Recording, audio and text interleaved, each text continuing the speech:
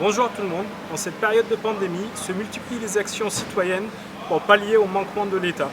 Aujourd'hui, on a pris notre caméra et on s'est dirigé à Saint-Barthélemy, au McDo, pour vous raconter et vous montrer une histoire qui nous touche droit dans le cœur.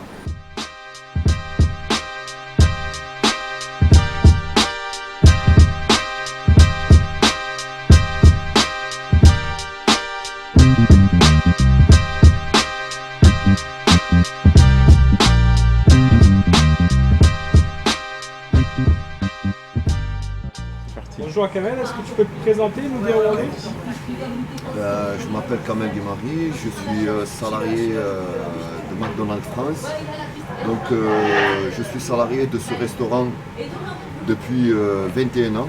En fait, moi, je fais partie d'une association en centre-ville et il y a 2 semaines, on a fait une visioconférence avec pas mal de collectifs du centre-ville parce qu'on était tous complètement dépassés et affolés par l'ampleur de l'urgence sociale.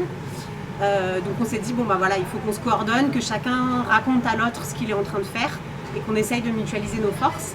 Et à ce moment-là, on a eu vent que le SQPM et les salariés de McDo allaient peut-être réquisitionner, ça c'est le dimanche, qu'ils allaient peut-être réquisitionner le McDo. Alors Salim Grapsi, membre du SQPM, syndicat des quartiers populaires de Marseille, natif des quartiers nord de Marseille.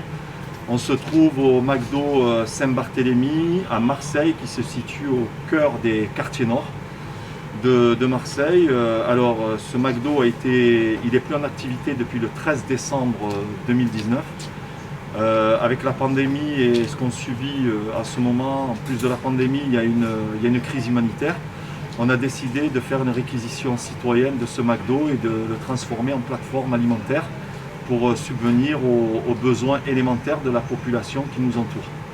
Comme notre cher président a dit, nous sommes en guerre, donc nous sommes auto-organisés avec les camarades militants, associatifs, citoyens, les personnes des quartiers. Et de fil en aiguille, je ne sais plus comment, j'ai appris qu'il manquait de nourriture à Maison Blanche, je suis allée chercher une livraison, je suis venue la livrer ici et j'ai proposé mon aide parce que j'ai des bonnes compétences en logistique et en organisation. Et voilà, donc j'ai croisé Kamel, je lui ai dit est-ce que tu as besoin d'aide? Il m'a regardé avec des grands yeux en me disant carrément. Et je suis revenue le lendemain et depuis, j'ai pas décroché. Sachant que nous, au niveau du SQPM, on a pris nos responsabilités, les partenaires qui étaient avec nous, que ce soit Emmaüs, que ce soit le collectif du 5 novembre, tous ont répondu présent. Donc ça nous a fait chaud au cœur et on s'est dit, de toute façon, franchement, il y a une forme de non-assistance à personne en danger. On nous rabâche à longueur de journée que lorsqu'en tant que citoyen, on assiste à quelque chose qui met en danger la vie d'autrui, il faut intervenir. Donc on n'a fait qu'appliquer ce principe-là. Pendant 21 ans, ces personnes-là m'ont aidé à grandir. Donc nous, quand on se retrouve en guerre et dans une situation d'urgence, la moindre des choses, c'est de pouvoir rendre la monnaie à ces habitants-là. Ces habitants qui ont fait vivre ce quartier, ce McDonald's depuis 1992 et c'est un devoir pour nous. Concrètement, il se passe quoi ici tous les jours? Alors il se passe beaucoup de choses, on reçoit des livraisons. On ne sait jamais trop ce qu'on reçoit, ni quand on le reçoit. Enfin, il y a certaines livraisons, celles d'Emmaüs par exemple, qui sont programmées, on connaît les jours. Les autres, elles ne sont pas programmées, donc en fait, on n'a pas d'accès à la banque alimentaire, on n'a pas d'approvisionnement encore, entre guillemets, sécurisé. Du coup, on va un peu à droite à gauche, chez des grossistes qui nous font des dons, certains qui nous font des réductions, etc.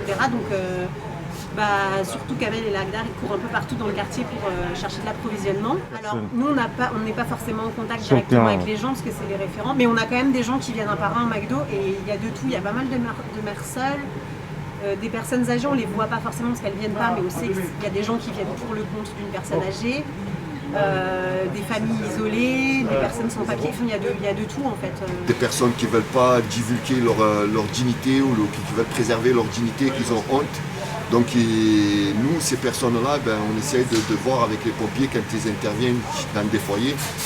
On ne veut pas savoir leur adresse, leur appartenance, mais la seule chose qu'on veut savoir, c'est comment on peut venir en aide à eux et de pouvoir, qu'ils puissent respecter le confinement. Ce qui est difficile, c'est qu'on a du mal à prévoir d'un jour sur l'autre puisqu'on ne sait jamais ce qu'on va avoir dans les placards. Donc c'est vraiment c'est au jour le jour. Et là, je pense qu'on doit être à 2500 colis à faire par semaine, et pour le moment, on n'a pas encore fait les 2500. Et en gros, la demande, c'est 2500 colis à peu près, sur 30 quartiers différents. Voilà. Donc c'est pas qu'on comptabilise, je tiens à le préciser, on comptabilise pas la misère, c'est pas le but.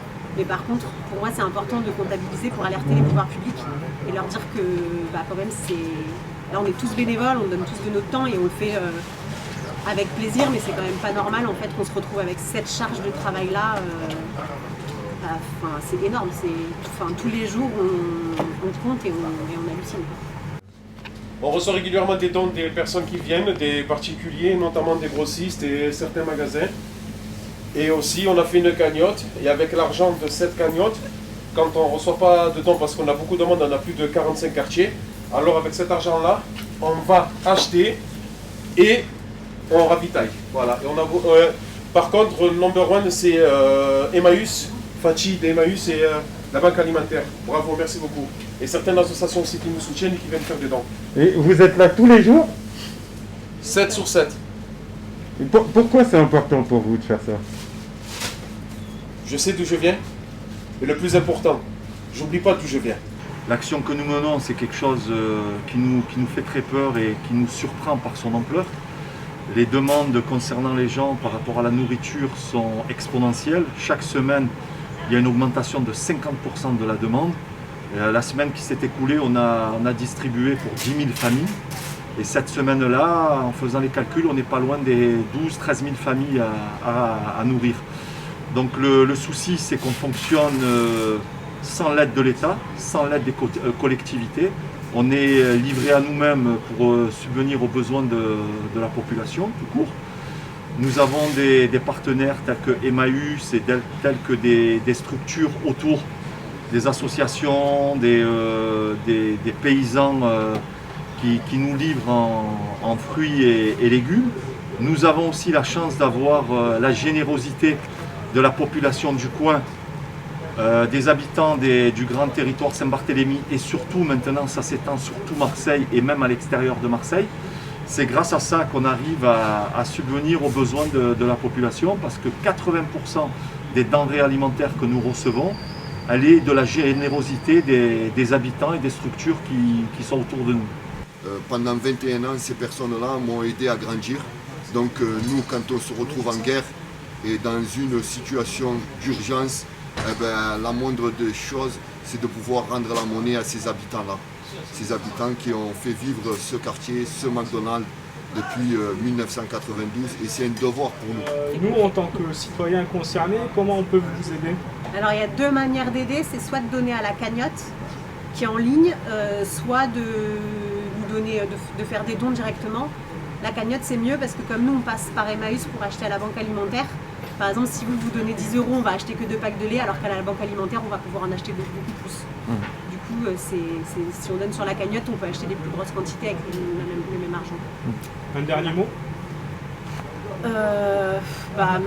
Merci à la Marseille solidaire.